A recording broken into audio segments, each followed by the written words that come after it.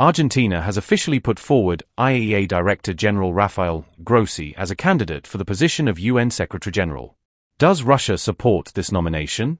What can be said about Grossi based on his experience working with the IAEA, particularly in recent years? We greatly value the proactive cooperation with the IAEA. It has been a constructive experience, an example of collaboration under very challenging conditions, especially in the context of Ukraine. As you know, dialogue is ongoing. Rosatom State Corporation CEO Alexei Lekashev and Grossi maintain regular communication, meet frequently, and exchange information, including regarding the situation at the Zaporozhye nuclear plant. Therefore, we are confident that Grossi and his team will approach the situation comprehensively. We would like to clarify whether we understood the president correctly, who said at a press conference yesterday that the plan presented following the talks between the United States and Ukraine in Geneva was handed over to the Kremlin, and that Russia generally agrees it can serve as the basis for future agreed actions. The parameters have been passed, yes, and next week there will be a conversation in Moscow. He was referring to the de facto situation in Ukraine.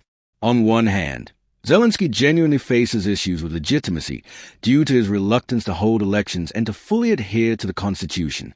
But on the other hand, there's a widespread desire and preference to steer everything towards a peaceful resolution. This will also need to be decided during the negotiations.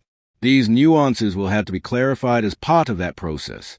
We don't want to jump the gun and discuss this so publicly and loudly. We believe that would be inappropriate.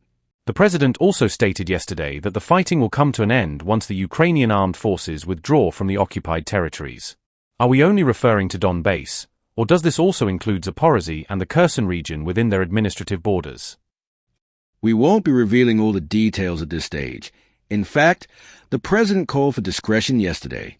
Everything will be discussed in due course. Vladimir Putin suggested initiating a program to modernize the CSTO forces with updated Russian weaponry. Could we clarify whether this program is already prepared, when it is expected to be implemented, and what types of weapons are involved? It can't be ready. The offer was only announced yesterday. How can it be ready already? This was generally well received by the CSTO member states, and it will now be subject to further discussion.